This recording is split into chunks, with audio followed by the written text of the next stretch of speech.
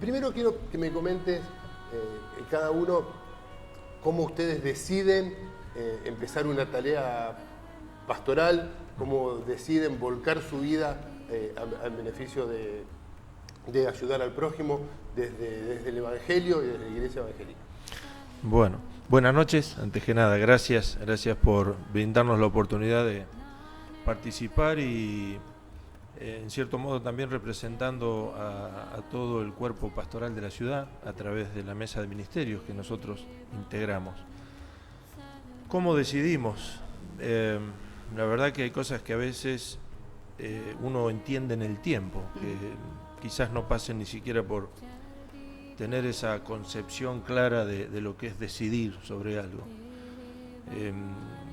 Creemos, porque la Biblia misma lo declara, que cada uno de nosotros fue diseñado por Dios para descubrir un propósito en la vida, y ese descubrir es un camino.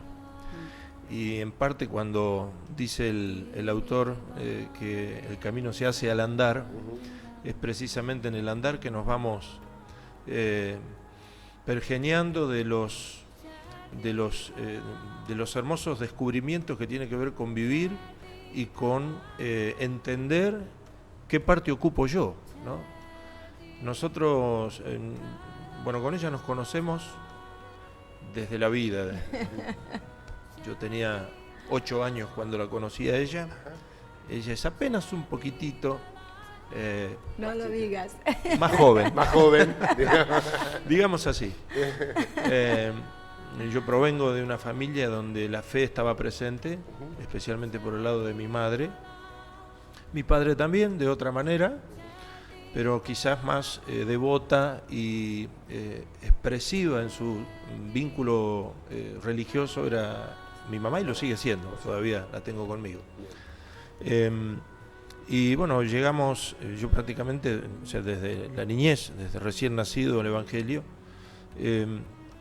y si bien había otros proyectos, otros propósitos de vida, me dediqué a estudiar, ingresé en una escuela de música, por eso también mi pasión por la música, es parte de lo que hago también. Tenía propósitos incluso fuera del país, cuando en un momento se había presentado una oportunidad laboral. Bueno, de pronto surgió una relación de noviazgo, nos casamos muy jóvenes y de alguna manera ya estábamos involucrados en toda una tarea de servicio. De hecho, la congregación donde estábamos en ese momento, en la ciudad de Pergamino, muy activa en toda la tarea social, de ayuda al prójimo, en toda la parte de evangelización, en la tarea juvenil, en la tarea de música, porque yo también me involucro en la banda, claro. Bueno, todo eso creo que fue como un rompecabezas que en un determinado momento comenzó a abrirnos oportunidades y a confirmar un sentir hacia lo ministerial, ¿no? Empezamos a tener un compromiso ya mayor, nos involucramos en el seminario, fuimos formados en el seminario de capacitación teológica, teníamos que aprender, instruidos por personas en ese momento, ya la mayoría ya han fallecido, pero eran nuestros mentores, nuestros formadores, gente sabia, gente que nos volcó su experiencia, y de alguna manera fuimos introduciéndonos y entendiendo, porque en ningún momento fuimos ni forzados, ni siquiera tuvimos ningún tipo de confusión. Fue una decisión de involucrarnos juntos ministerialmente. Ya de esto hace 31 años. ¿Ya estaban ustedes como matrimonio conformado? Como matrimonio. O sea, fue una situación casi exigente para los dos, en el sentido de que estábamos iniciando una vida matrimonial, aprendiendo a ser esposos. Sí. Tarea no fácil. No fácil, es todavía fácil. estamos en la escuela. Todavía se aprende todo el tiempo. Siempre Ahí se uno aprende. ha repetido algunos grados, pero vamos adelante. Pero sí, Y paralelo a eso, la tarea ministerial, que ya nos estábamos involucrando, aprendiendo el oficio y la labor del servicio pastoral, y en en un año hacia adelante, bueno, la feliz noticia de que íbamos a ser papás por primera vez. Así que tuvimos que hacer, claro, fue todo un paquete bastante interesante. No terminaron de aprender a ser pareja, que ya tienen que aprender a ser familia. Sí, Todo. sí, pero fue Para lindo. nuestros 20, 21 jóvenes años en ese momento, ¿no? Así que, bueno, y ahí surgió toda esta aventura. Y bueno, ya en Venado Tuerto casi 20 años que tenemos de Y la maravilla de que se trabajar. sostiene en el tiempo, esta relación formada Tal cual. desde tan joven.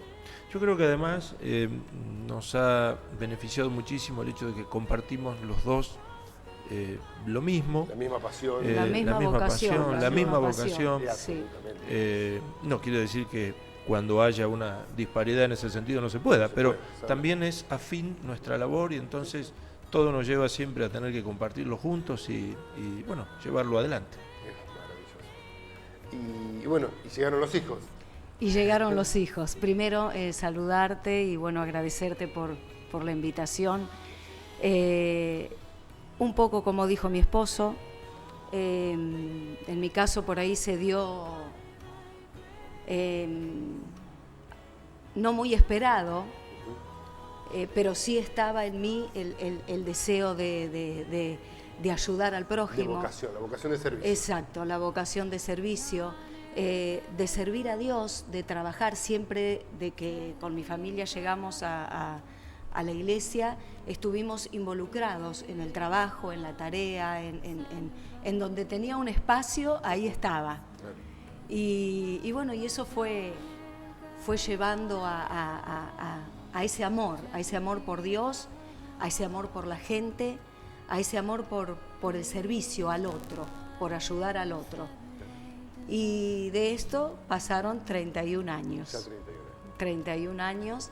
31 años que no han sido fáciles, pero sí podemos decir que siempre tomados de la mano de Dios se puede como familia, se puede en esta tarea, en esta vocación que tenemos ambos, que es nuestra vida, esto es nuestra vida. Tenemos 2 hijos, el mayor llegó después de casi 2 años de casados, nosotros, y bueno, y el Benjamín, que ahora tiene 15 años, 2 varones, y bueno, tuvimos que aprender también a ser padres. Siempre digo vienen que sin manuales, pero vienen sin manuales. Vienen chicos. sin manuales. Cada hijo es único, Aparte, es especial, son distintos. son muy distintos. Y tuvimos que aprender y estamos aprendiendo. Y el contexto en el que nace cada uno es distinto. O sea, porque no es lo mismo cuando uno tiene un primer hijo, Exacto. al segundo o al tercero, siempre los contextos van cambiando. Y en Tal este cual. caso muy distintos porque se llevan unos cuantos años. Y eso es claro. Se llevan casi 14 años uno de otro, así que sí, nacieron en épocas completamente distintas, diferentes. Pero bueno, de todo uno puede aprender. Absolutamente. Y en estos tiempos, ¿cómo hacemos para encontrar a Dios? Estamos viviendo épocas de turbulencia, turbulencia en varios sentidos, ¿no? Desde lo económico, desde lo social, desde lo espiritual también, porque por ahí salimos a buscar dioses donde no los hay, o no sabemos dónde encontrarlos, o no sabemos dónde encontrarnos nosotros con Dios.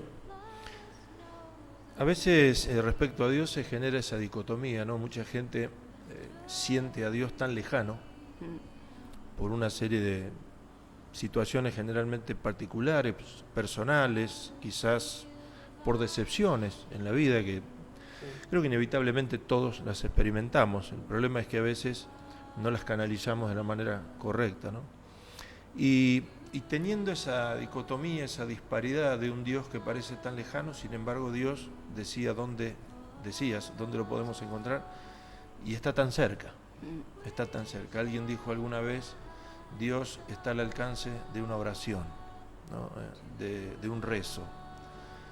Dios está tan cerca de nosotros que yo creo que más que uno buscar a Dios, creo que es Él el que nos busca a nosotros. Es esa gran diferencia que de hecho el mismo Jesús, a quienes hoy estamos recordando de una manera particular por su nacimiento, fue el que dijo, no me eligieron ustedes a mí, yo los elegí a ustedes. Entonces, creo que también se genera esa situación donde, sin darnos cuenta, en algún momento de nuestra vida, pareciese que Dios, que en su enorme capacidad de amar, solo Él puede amar como ama, utiliza todos los medios posibles para acercarse a nosotros, de una manera o de otra. A veces podemos percibirlo, a veces no.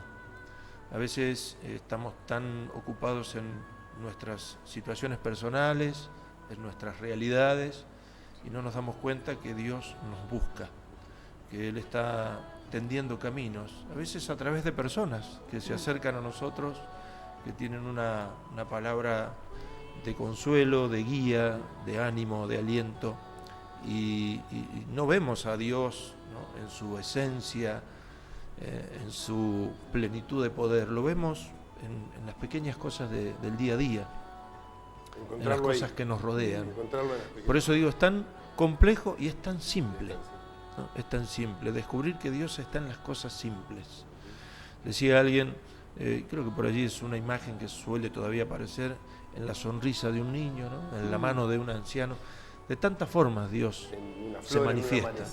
En un amanecer. La naturaleza creo que es el evangelista, el predicador más contundente, es la naturaleza. Es Dios en estado puro. Tal cual. Y conectarnos con la naturaleza también nos hace conectarnos con Dios. Yo vengo recientemente de recorrer, nosotros trabajamos muchísimo en el norte del país.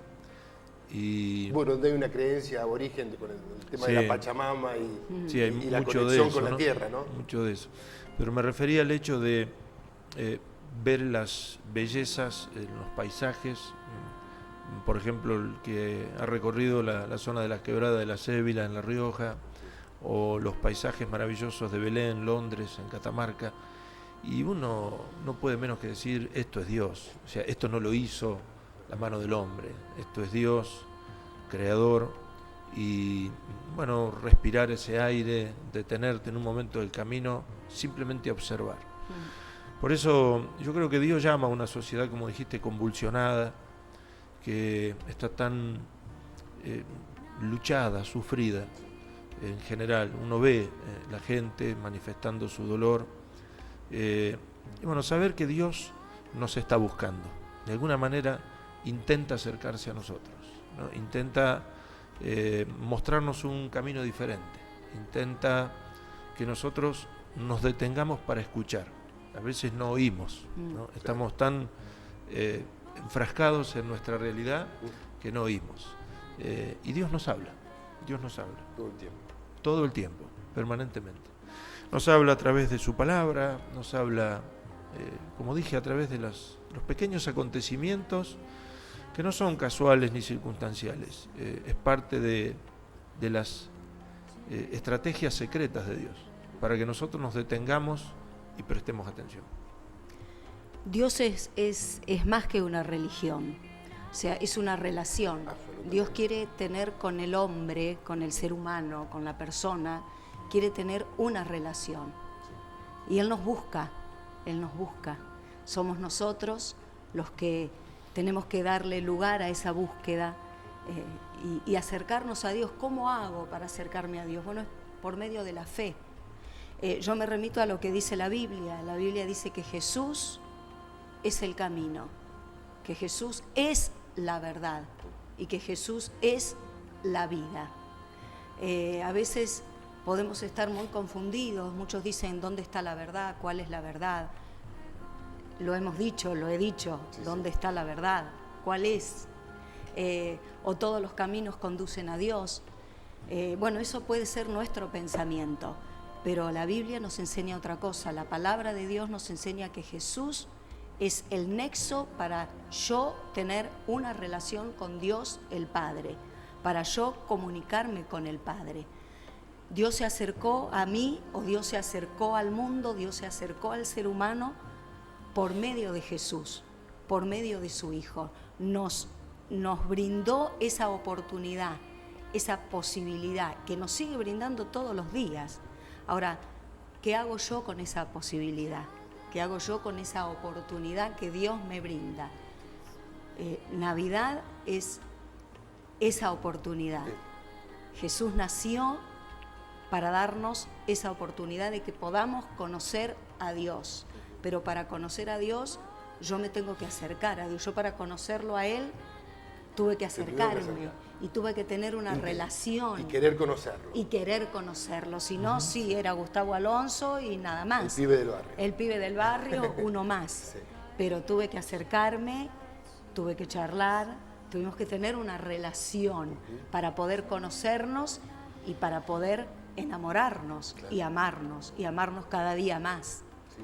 Bueno, con Dios pasa más o menos así. Pasa así. Más o menos así. Poder relacionarme con Él. ¿Cómo me relaciono? Primero por medio de la fe. Si no hay fe, es imposible. Por medio de la fe y el hablar con Dios, orar, rezar, que en definitiva es hablar con Dios. ¿Y qué es la fe? ¿Qué es la fe? ¿Cómo explico la fe? ¿Cómo explicamos la fe? ¿Cómo explicamos la fe? Bueno, Hebreos dice claramente que sí, la fe es la certeza de lo que se espera y es la convicción de lo que no se ve. Es la definición más clara que tenemos de la fe. Es un pequeño tesoro que cuando es puesto en acción nos permite alcanzar los grandes desafíos. Es esa convicción de aquello que no vemos, es esa certeza de aquello que no podemos tocar. Por eso la fe, además, es un don de Dios, es decir, es un regalo. Que una persona pueda tener fe, está teniendo en sus manos y en su corazón un tesoro incalculable, invaluable, porque no todo se acciona por mecanismos naturales, no todo ocurre porque sistemáticamente elaboramos un andamiaje para llegar, ¿no? Hay cuestiones que tienen que ver con la fe, con la convicción de creer que lo que yo no puedo, Dios podrá hacerlo a mi favor. Y ahí también hablamos de la fe en mí. O sea, creo la que fe también, la fe esencial es la fe en uno, que uno pueda lograr objetivos, lograr conectarse, tener fe de que... Porque por ahí te dicen, no, yo no voy a creer, porque claro, no me puedo creer. No me sale. O no me sale tal cosa, o no voy a llegar, o no voy a poder, porque no tengo fe en mí. El peor de los pecados me parece que no tener fe en uno. Yo creo que en verdad, precisamente el desencadenante de tener una fe en Dios hace que también podamos creer en nosotros mismos y podamos, ¿por qué no?, creer en los demás, en cierta manera, porque es necesario. O sea, viviríamos en un mundo de desconfianza, de desconcierto. Ya la hay bastante. Sí. Por eso, ya la hay, ¿no? Entonces, creo que eso hace que incluso que la fe se mantenga intacta a pesar de los descontentos que podamos tener en el camino. Mucha gente a veces cree que porque ocurre una situación en una determinada etapa de su vida, ya descree absolutamente de lo demás y nos estamos perdiendo la oportunidad de alcanzar grandes propósitos. Bueno, creo que la fe hace que mantengamos la llama encendida, a pesar de, ¿no? Y obviamente hay una parte de nosotros que nos conduce a creer en lo que hacemos y en lo que somos, ¿no? Porque de otro modo nosotros mismos estaríamos bajo un manto de duda permanente, ¿no? La duda es lo contrario a la fe y es lo que me anula para no poder avanzar a ninguna parte. Tener fe en algo que veo es fácil. Fácil. Es muy simple, o sea, tengo fe y creo porque lo estoy viendo. La fe verdadera es eso, creer en algo que yo no lo veo, pero aunque no lo veo, lo puedo sentir. Eso te iba a decir. Más allá de creer, se siente, ¿no? Se siente. Se siente en... Se siente. ¿Dónde? En el corazón. Se expande. En tu ser interior, en tu alma. A veces no se puede expresar con palabras, es vivirlo, es vivirlo. Por eso dije que hay una gran diferencia entre la religión y la relación. Cuando yo tengo una relación, yo lo siento a Dios conmigo, Él está conmigo, Él va conmigo, Él camina conmigo, Él está conmigo, Él está hoy, está acá. Él está porque está en mí. Está en los peores momentos de mi vida. Está cuando parece que es la noche más oscura. Está cuando no entiendo por qué pasa lo que pasa. Pero Él sigue estando. Porque Dios dijo en su palabra que Él estaría con nosotros todos los días, hasta el final de nuestros días. Y aunque a veces no lo podamos percibir, Dios está. Y podemos decir que Dios, Dios está en nosotros somos parte de Dios. Somos creación. Somos creación de Dios. La Biblia dice que Dios nos crea a su imagen y semejanza. A su imagen y semejanza. Es decir, hay una parte... ¿Y nosotros qué hacemos? Siempre doy este ejemplo. La Biblia dice que Dios nos crea a su imagen y semejanza y nosotros lo personificamos a Dios, lo hacemos cuerpo físico. Claro. ¿No? Lo dibujamos o lo contratamos a Morgan Freeman, que le sale bárbaro en muchas de las películas. Sí. Pero la realidad es que Dios no es cuerpo físico. Me gustó más el de Robert Powell. También. Estaba muy también. bueno ese. Bueno, ese ha trascendido históricamente. Históricamente. Sí. Si el hecho de ser creados a su imagen y semejanza, yo creo que va más allá de una apariencia física, porque verdaderamente que a Dios no lo podemos describir desde lo físico. Dios es energía.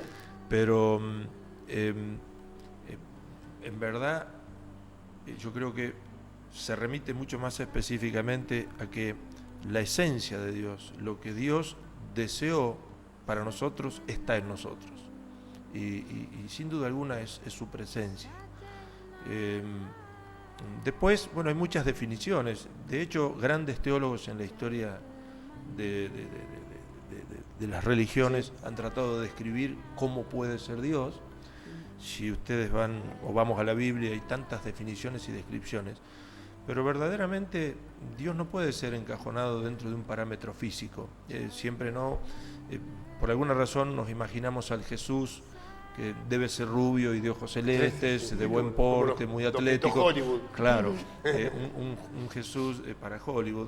Bueno, yo creo que difiere totalmente de esa situación, más allá de cómo se haya porque visto físicamente. ya estamos llevando a Dios a un terreno humano. Claro. Y no tiene nada que ver. No tiene nada que ver. Es Dios. Exactamente. Y está por encima de todo. Por ahí pasa. Y bueno, como dije, a veces en eso tan difícil, tan lejos o lejano de nuestra comprensión y sin embargo tan cercano en las simples cosas, ¿no? En la necesidad, en la urgencia, Dios está, lo podemos ver. En el otro, y también en mi prójimo. En los buenos momentos. Obviamente, por supuesto, que sí. Es que son más que nunca generados por Él. Creo que Dios también soberanamente nos da en la vida, dice Eclesiastés, ¿no? Que todo tiene su tiempo. Y hay tiempos buenos y hay otros que no son tantos. Es como que Dios nos inserta para que experimentemos tanto lo uno como lo otro. Para que, creo que en definitiva, en el tiempo aprendamos a ser sabios y aprendamos a disfrutar de cada uno de estos tiempos. Habla del tiempo del lloro, del tiempo de la ausencia, habla del tiempo del abrazo, del tiempo del disfrute. Como que todo concluye el sabio Eclesiastés, todo tiene su tiempo, a todo lo que nos ocurra ha sido pensado por Dios para que los que estamos, dice, ¿no?, debajo del sol, ¿no?, sí, aprendamos en todo ello a alcanzar sabiduría, a vivir sabiamente. Aún los tiempos difíciles. Tal cual. De ahí es donde saca la sabiduría, ¿no? Dicen que todo lo que nos pasa en la vida es para vivir una experiencia y para evolucionar. Un aprendizaje. Para tener un aprendizaje. Para un aprendizaje. Es que yo creo y consideremos, y seguramente la gente que nos está viendo también, que los momentos difíciles creo que son los que más potencian esa capacidad de aprender a vivir. Exactamente. Porque bienvenido, bienaventurado, bienvenidos sean los momentos difíciles. Aunque uno no desea, nunca decimos que te vaya mal, siempre decimos que te vaya bien. Pero y si te va mal, aprendé. Claro, de las malas circunstancias creo que emerge lo mejor que Dios pudo haber puesto en cada uno de nosotros, ¿no? Y ese aprendizaje que en definitiva tiene una razón, tiene un porqué y un para qué. Entonces, es importante cada vez que pasamos por una situación complicada empezar a buscar cuál es el aprendizaje que tenemos de esa situación. Para vivir, para aprender a vivir, ¿no? Porque es mucho más fácil y más cómodo quedarnos en la angustia, en decir, sí, todo me pasa a mí, en la protesta, y nos hace mal, no nos hace bien eso. Y que eso, no, exacto, no nos ayuda. No nos ayuda. La queja, la negación, la protesta, el rebelarnos. A veces son situaciones muy difíciles que nos toca pasar, porque nos toca pasar a todos. A todos. Por más que creamos y tengamos fe en Dios, estamos en esta tierra, no vivimos en una burbuja.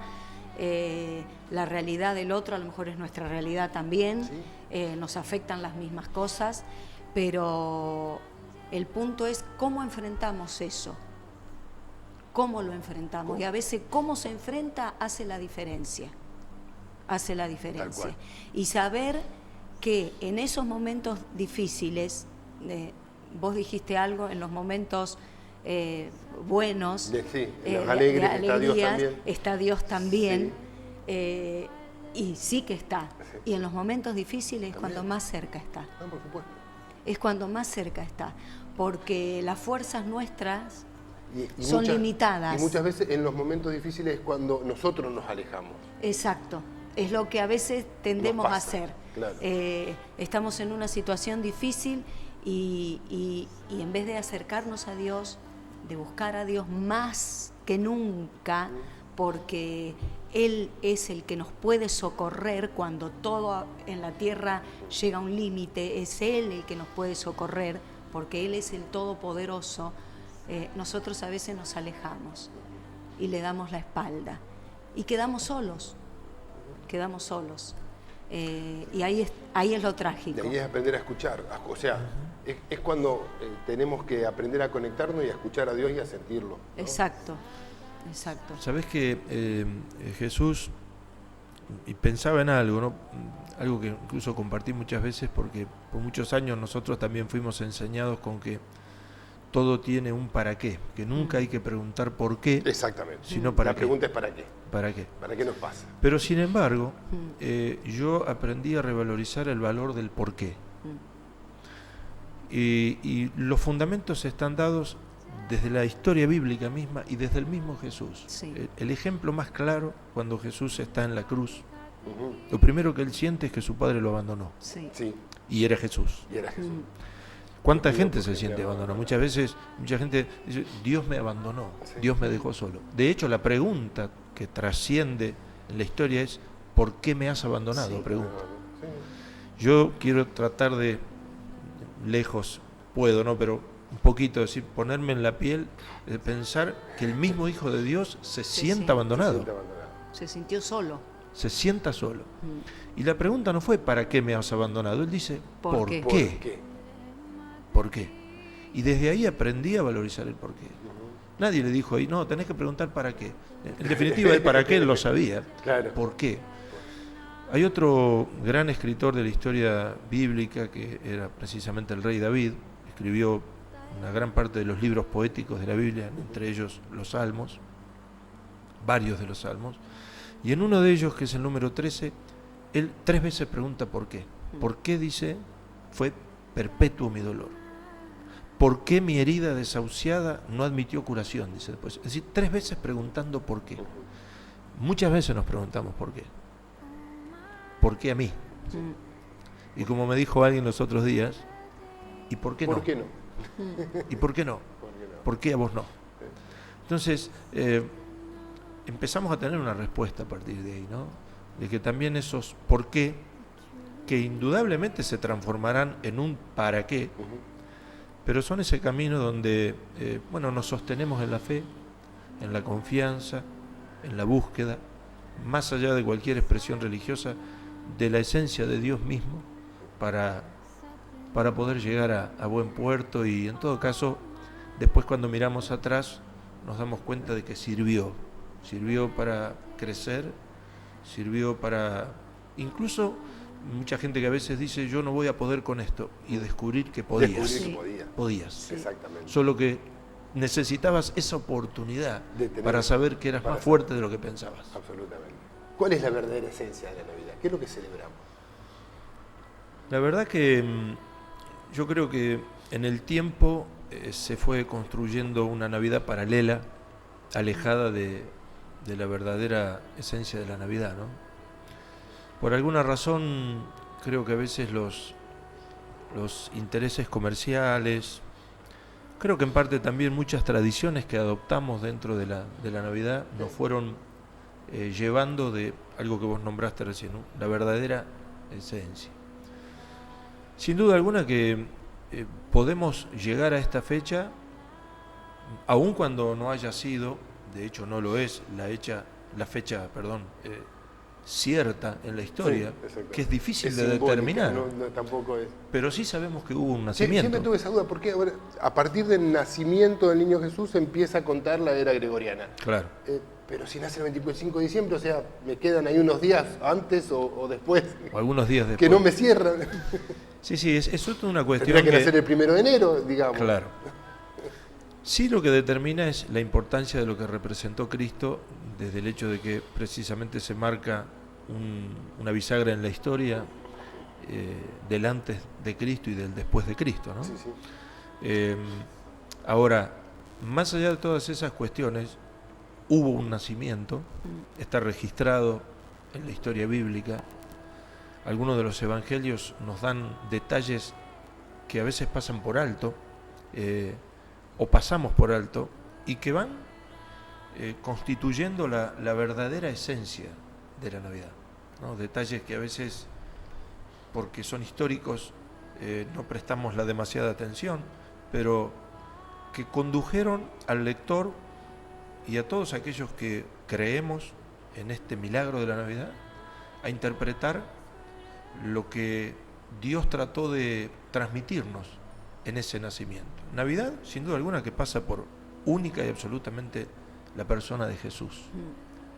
Que Dios haya querido hacerse hombre en ese pequeño niño que nace en un humilde pesebre de Belén, curiosamente en una aldea llamada Nazaret, que era por aquellos tiempos históricamente el lugar donde se refugiaban los forajidos, los delincuentes, los buscados. Por eso en una parte de la historia alguien que duda de si se trataba del Mesías, del nacido esperado, decían: de Nazaret puede salir algo bueno, porque ya estaba hecho el fetiche. Claro. Mirá, de ahí no puede salir nada bueno. Ahí nada es bueno, ¿no? Sin embargo, ¿por qué Jesús elige nacer en ese lugar?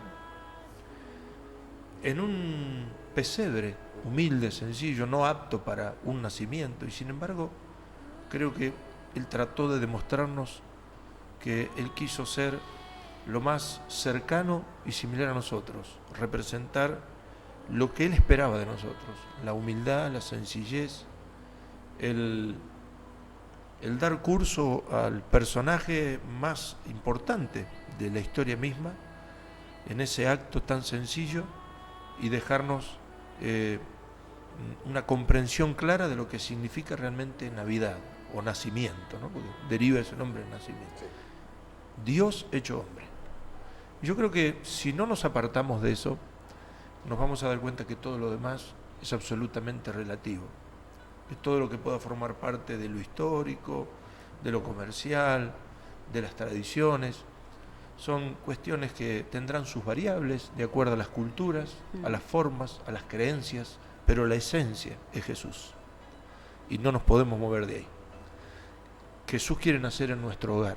En cada Navidad Jesús nos está recordando que Él quiere volver a nacer, ya no en un pesebre, quiere nacer en nosotros, quiere nacer en nuestra familia, quiere nacer en nuestra sociedad.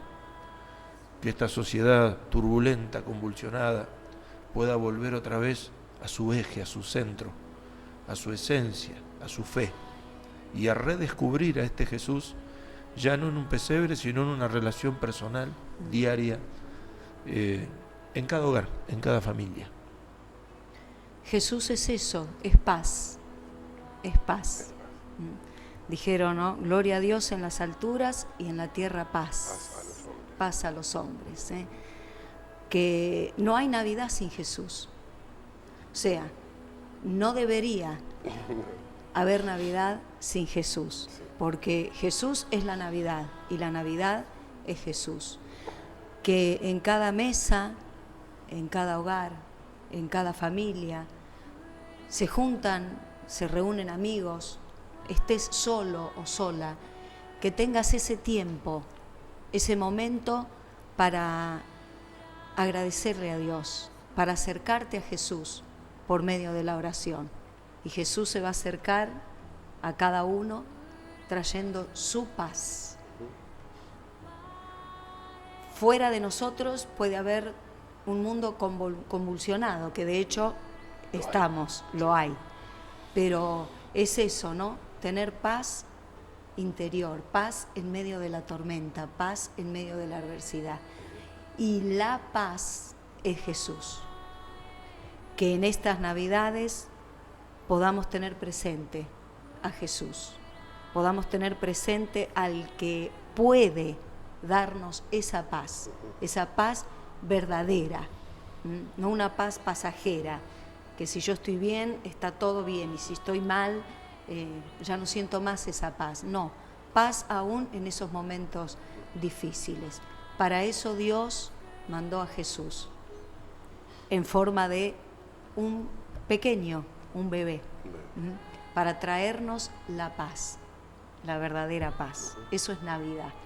Esa es la esencia de la Navidad. Después todo lo demás es secundario. Por ahí en las redes sociales se ve mucho, muchos no quieren que llegue la fiesta, que llegue la Navidad, que llegue el Año Nuevo, y es entendible a veces por circunstancias, historias que han vivido. Compartíamos antes de empezar el programa, todos tenemos alguna silla vacía en la mesa cuando nos juntamos, todos, creo que la mayoría. Bueno, en esa silla vacía que pueda estar Jesús, tomarnos un momento, más allá de brindar, gracias a Dios ahora la pirotecnia cero, esperemos que así sea, pero tomarnos ese momento para, como familia o los que estemos ahí en la mesa, tomarnos 5 minutos para darle gracias a Jesús, porque Él vino a este mundo por nuestra causa, vino por nosotros y para nosotros. Eso es Navidad. Navidad es Jesús. Y para conectarnos, alguien porque quizás diga, no, yo no quiero ir ni a la iglesia, ni a esta, ni a la otra, pero sí recomendarle leer la Biblia, que agarre una Biblia y que empiece a leerla y que empiece a tener la interpretación. Decía Facundo Cabral, la Biblia no es un libro religioso, sino es un manual de vida. Tal cual. Tomarlo como eso, ¿no? Ese manual de vida que es la Biblia, y empezar a leerla y desglosarla y tomar esos aprendizajes, ¿no es cierto? Yo creo que, sin duda alguna, que parte de la manifestación práctica de nuestra fe se concreta cuando la Biblia habla de nos congregamos, es decir, estar juntos en un determinado lugar en común donde diferentes personas, pero en una misma condición espiritual, compartimos nuestra fe. Bien. Ahora, la relación con Pero Dios, un paso, claro, quizás no sea el primero, creo que la relación con Dios comienza en eso. Donde exactamente, a eso me refiero. Claro.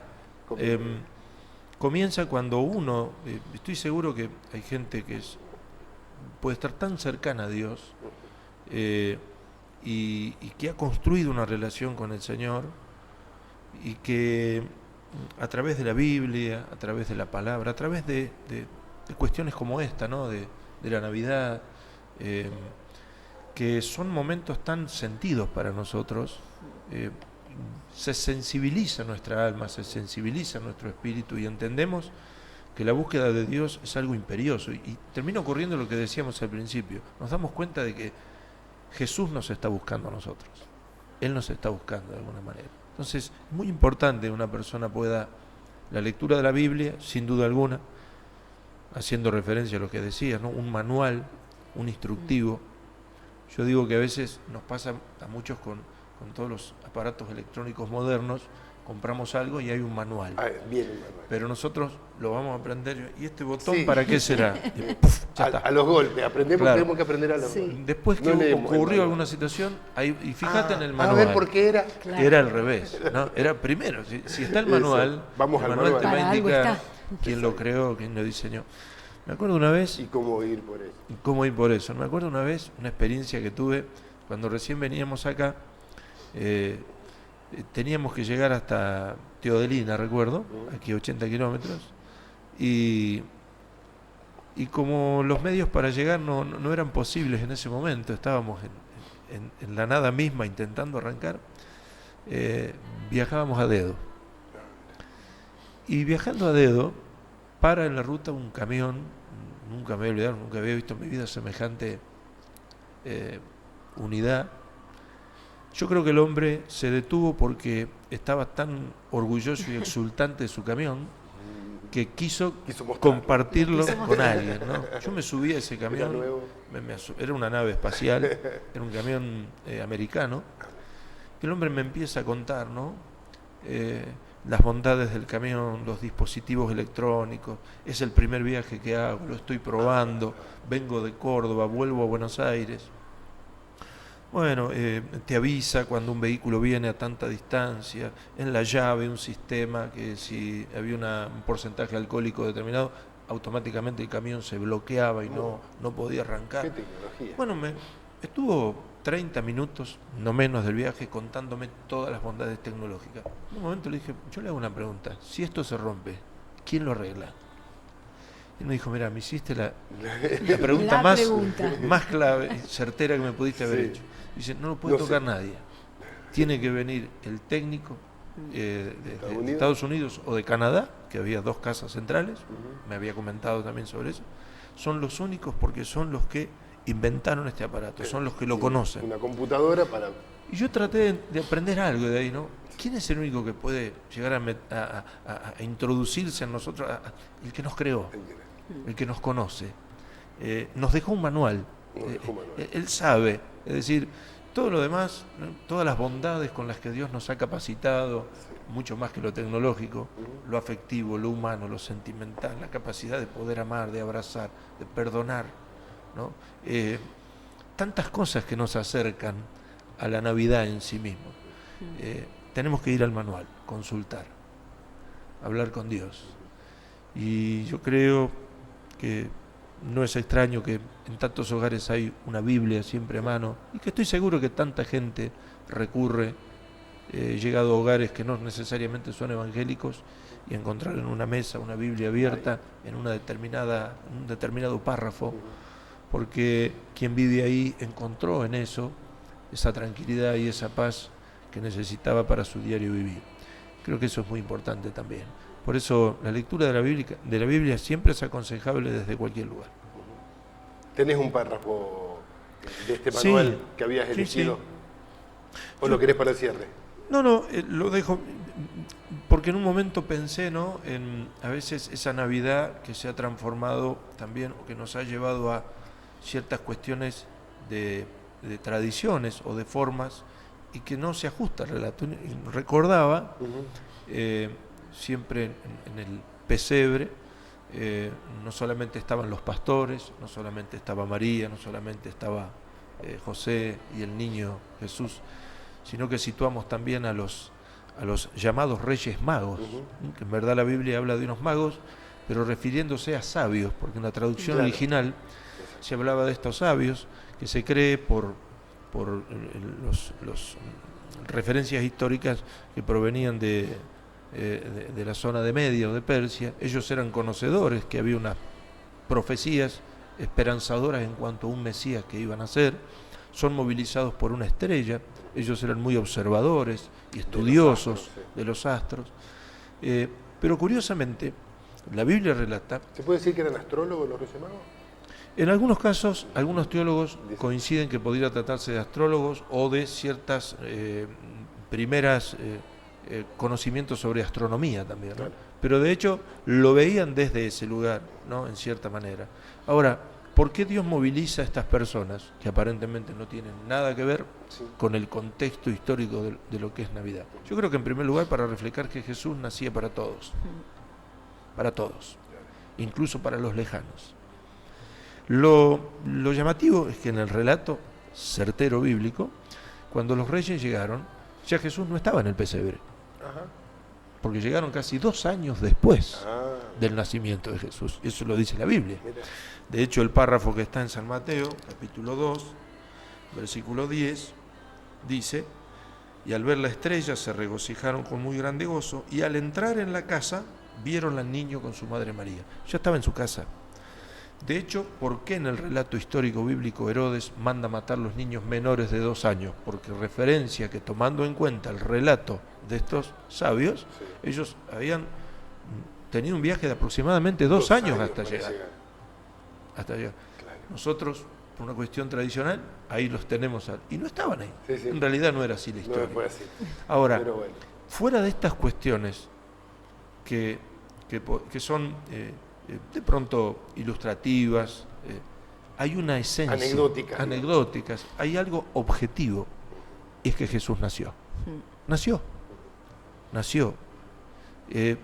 Quiso llegar a nosotros, como quiso llegar a los humildes pastores, como llegó a las personas encumbradas en autoridad en aquellos años, en aquellos siglos, en la historia, como llamó a estos hombres que desde tan lejos pudieron realizar un viaje interpretando que esa estrella era algo diferente a las demás, y fueron movilizados hasta acercarse, y creo que, vuelvo a repetir, ¿no?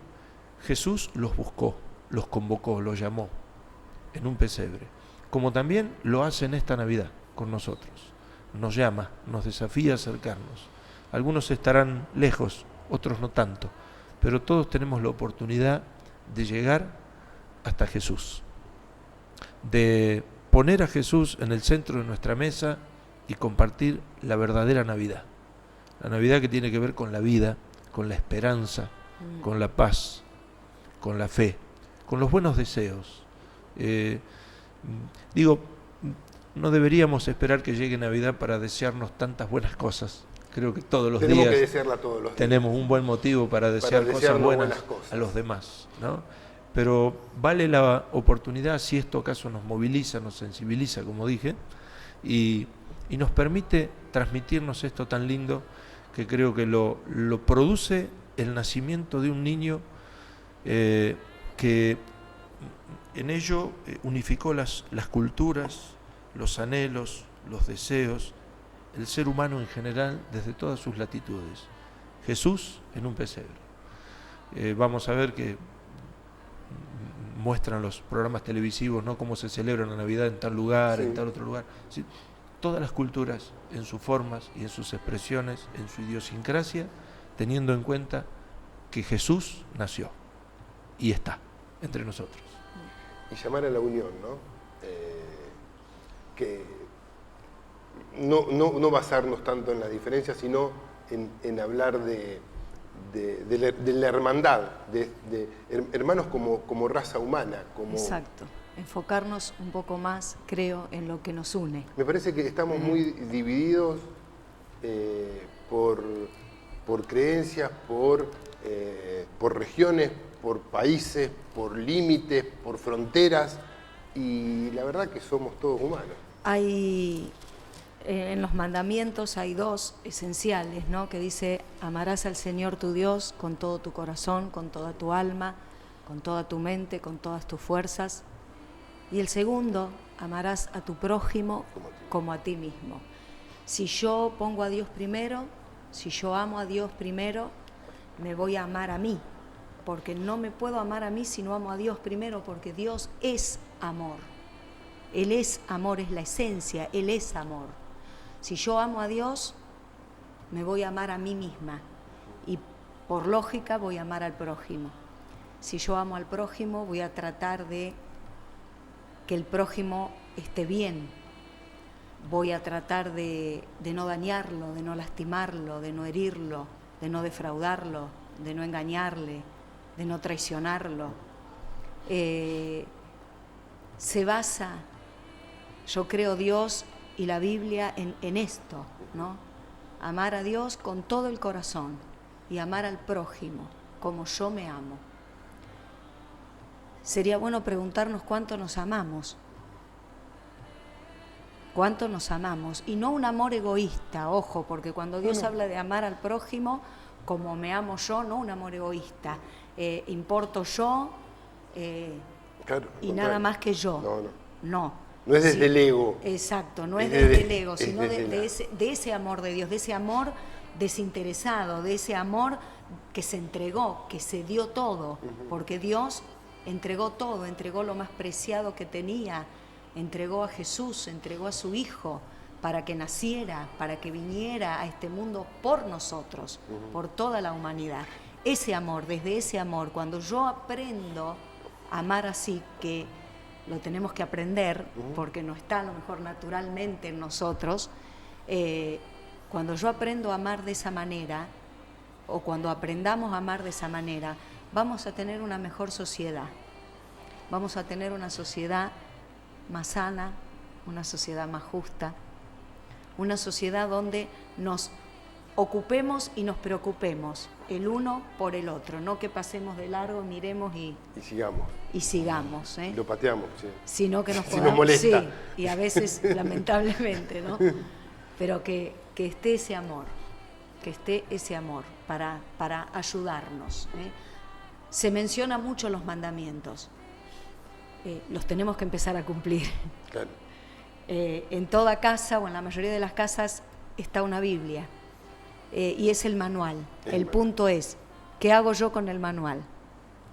¿Cuándo lo miro? ¿Cuándo lo estudio? ¿Cuándo lo voy a poner en práctica? Porque si yo voy al manual y lo miro, lo leo y no lo pongo en práctica. No lo pongo en práctica, es un libro más, es un manual que está ahí, pero yo quiero arreglar esto a mi modo. Sí, sí. Y generalmente solemos hacer mucho lío cuando lo queremos resolver nosotros. Entonces, ir a la Biblia y como dice, ¿no? No ser solamente oidores o lectores simplemente de la Biblia, sino hacedores, hacer. Con la ayuda de Dios y por medio del Espíritu Santo podemos hacer lo que Dios dice o lo que Dios dejó en la palabra. Y amarnos con ese amor, con el amor de Dios, para poder tener una mejor sociedad y para ser nosotros mejores personas. Mejores personas. Esa es la esencia, esa es la intención. Esa es la esencia, esa es la intención. Ya estamos sobre el cierre del programa, ya se pasó casi la hora. Uy, qué rápido. Ya, rápido, ¿no? Cuando uno está entretenido Sí. y realmente la charla ha sido muy apasionante. Dejamos, si queda alguna reflexión más, Sí. Siempre queda algo más para compartir. para compartir. El profeta Isaías, cientos de años anteriores al nacimiento de Jesús, profetizó precisamente sobre la llegada del tan esperado niño, Mesías, y dice en su libro, en un párrafo, hablando de lo que iba a generar Jesús cuando llegase en esa primera Navidad: multiplicaste la gente y aumentaste la alegría. Creo que Navidad también es el hecho de que la presencia de Jesús aumentará la alegría, ¿no? Lo que nuestra sociedad necesita, un poco de esa buena cuota de alegría. Somos un país que se ha caído y se ha levantado de tantas batallas, ¿no? Y en parte nos ha hecho fuertes, pero en parte también en muchos hogares, en muchas comunidades se ha perdido esa capacidad de disfrutar de la alegría. Y creo que cuando falta la alegría, falta todo. Por eso, cuando Jesús nació, principalmente vino a multiplicar la alegría, y dice sobre él: un niño nos es nacido, hijo nos es dado, el principado sobre su hombro, y se llamará su nombre Admirable, Consejero, Dios fuerte, Padre eterno, Príncipe de paz. Habla de distintos nombres y distintas aristas y facetas de ese niño, ¿no? Me quedo con lo último, un príncipe de paz. Que podamos tener una Navidad en paz, que haya paz en los hogares, aún en aquellos donde haya ausencias, pero han quedado los recuerdos, disfrutar desde el recuerdo lo que nos dejaron los que no están. Disfrutar de los hijos, del hogar, los que tienen padres, disfruten sus padres, disfrutar sus abuelos. Creo que Navidad es eso. Quizás muchos ya están preocupados por el kilo de asado, si tenemos la bebida suficiente y a qué hora nos vamos a juntar y si no viene la tía Chola. No. Creo que los que estén alrededor de esa mesa, disfrutar del momento más maravilloso, el poder estar juntos. Y creo que ese cuadro y esa imagen que Jesús nos transmite no lo diseñó solamente para una fecha en particular como esta, sino para que todos los días tengamos una Navidad en casa. Para que todos los días, como dice la Escritura, podamos vivir quieta y reposadamente. Podamos disfrutar de nuestras responsabilidades, de nuestro trabajo, disfrutar de lo que estás haciendo, de lo que le estás brindando a la comunidad desde tu lugar. Disfrutar de nuestros oficios, de nuestras labores, de los momentos difíciles. Paz, esa paz que sobrepasa todo entendimiento. Feliz Navidad, feliz Nochebuena, un término de año maravilloso para todos nosotros y seguramente un augurio para un año mejor, que lo vamos a construir entre todos, porque no es el fruto de la casualidad, sino de ese aporte que cada uno de nosotros, como esa pequeña esencia de Dios, vamos a hacer en bien de nuestra comunidad. Muchas gracias. Norma. Desear. ¿Qué más para agregar? ¿Qué más para agregar? Es cierto, pero sí, desear una feliz Navidad, feliz Nochebuena, para todos, para todos. Un 2019 próspero en todos los aspectos, porque a veces hablamos de prosperidad y lo relacionamos pura y exclusivamente con lo económico. Sí. Y la prosperidad es un estar bien en todos los aspectos de nuestra vida, en todas las facetas de nuestra vida. Así que deseo para todos un 2019 lleno de paz, lleno de bienestar y que cada día tengamos presente a Dios. Que no se pierda la fe y que no se pierda la esperanza. Es muy triste ver hoy tanta gente que ha perdido la esperanza. Y si se pierde la esperanza, creo que se ha perdido todo. No perdamos la esperanza. Nos podemos caer, pero nos vamos a levantar. Nos vamos a volver a levantar. Con la ayuda de Dios nos vamos a volver a levantar. Así que muchas, pero muchas felicidades para todos. Lo mejor para todos.